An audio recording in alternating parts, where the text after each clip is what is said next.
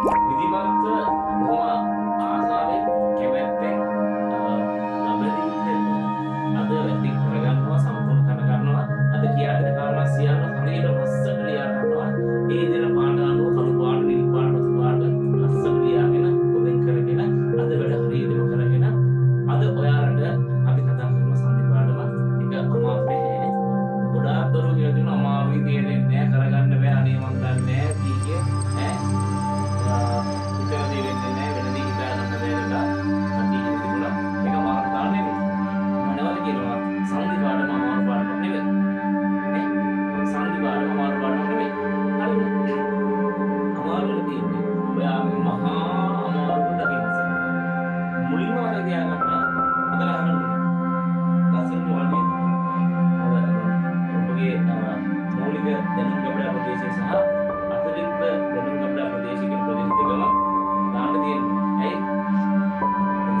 එහෙම ඉන්න සමහරව. ඈත් දෙක පාලින් ඉන්නකොට අතිරික්ත දැනුම් ගබඩා ප්‍රදේශ මොකද වෙන්නේ? නලියෙම දඟලනවා ඒක. හරිද? ඒක මොකද කරන්නේ කතාව?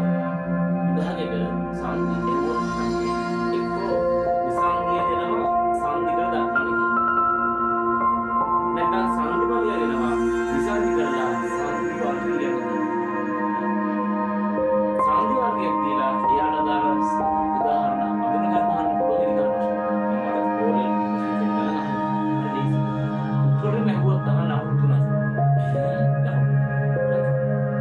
මේ පාඩමේ